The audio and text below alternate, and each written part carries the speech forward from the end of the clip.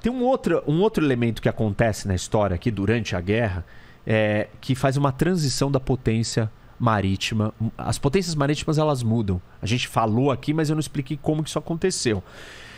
A potência marítima era o Reino Unido.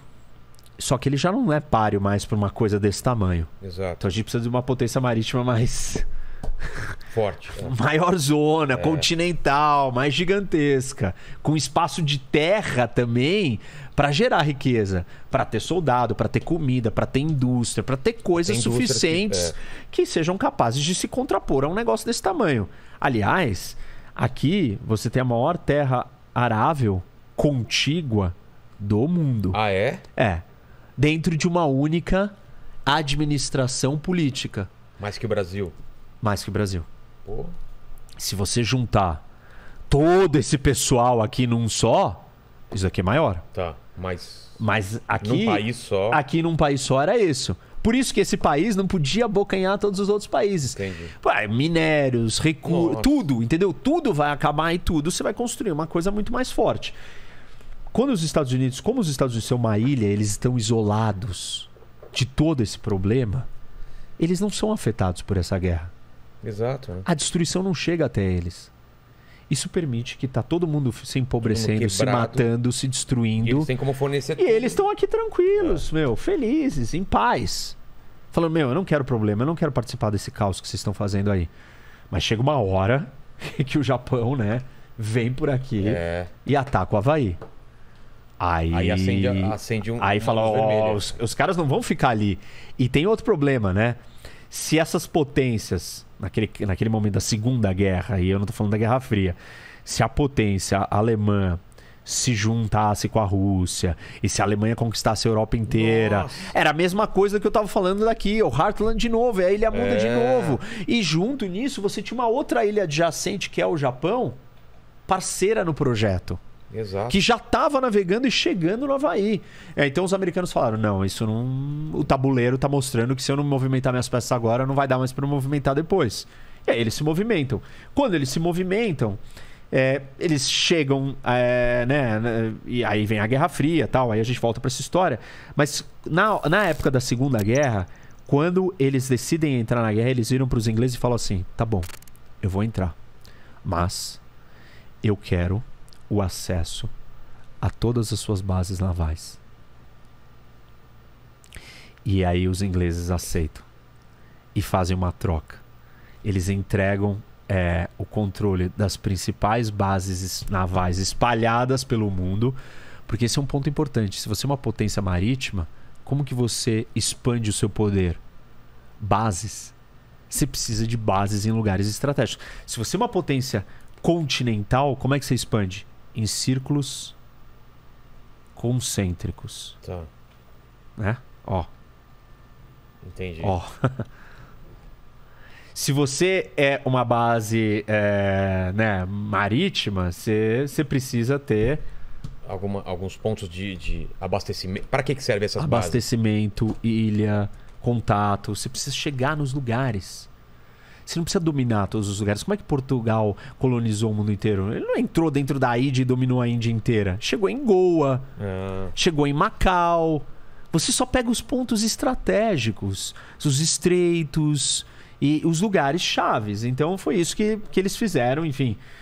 E isso muda.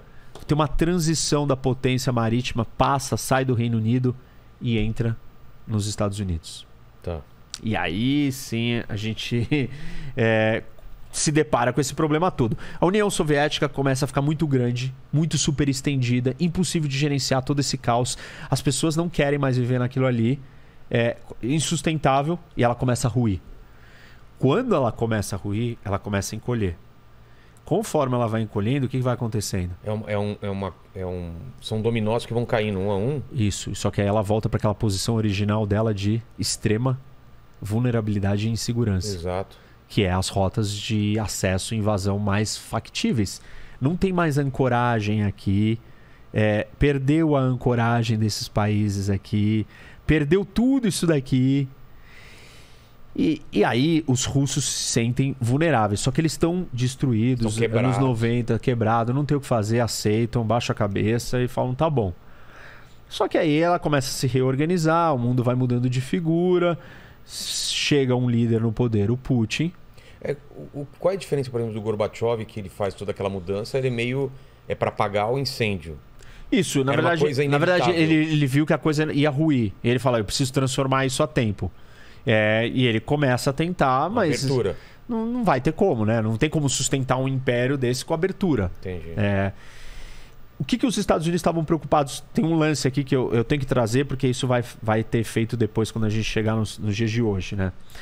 Os Estados Unidos estavam preocupados que essa expansão da Ilha Mundo abocanhasse esse território aqui também, que é a China, que era a maior população do mundo. E que ainda não é o que é hoje, ela era... Era pobre, exato, mas era muito grande, e ela tem um acesso direto ao mar de verdade. Um mar grande, saída, água quente. E era camponesa, era uma coisa mais... Isso. Aí o Nixon se aproxima da China e fala assim, não, venha ficar do nosso lado. E aí a China decide fazer uma abertura econômica. E a abertura econômica que a China faz é só nas regiões da costa. Por quê? Porque ela fala assim, não, eu vou testar. Vou testar, não vou... Colocar o pezinho na água. Eu não vou ver o que é e vou criar umas zonas especiais que tem um regime diferenciado, econômico, enfim, um monte de regras diferentes. E dali eu vou testar o meu desenvolvimento. Porque ela tinha medo de se abrir. Porque quando ela se abriu, o que aconteceu? Vieram os portugueses, os ingleses, Hong Kong, Macau, dominaram, conquistaram Xangai e tal. E os chineses não queriam que isso acontecesse de novo.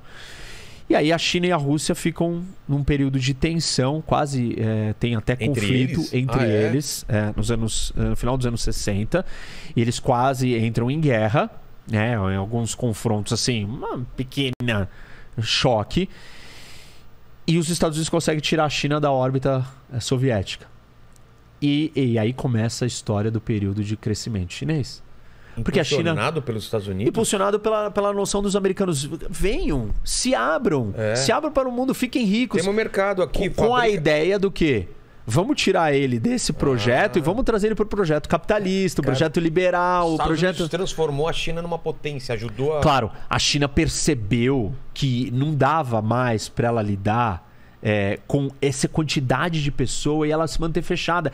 Não existia riqueza suficiente aqui dentro para alimentar tanta gente. Entendi. Ela precisava se abrir. É uma combinação.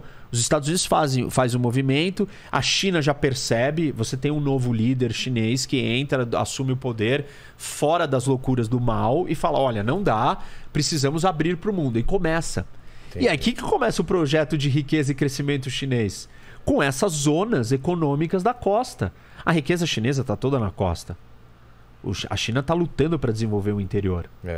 Porque ela é uma economia de exportação.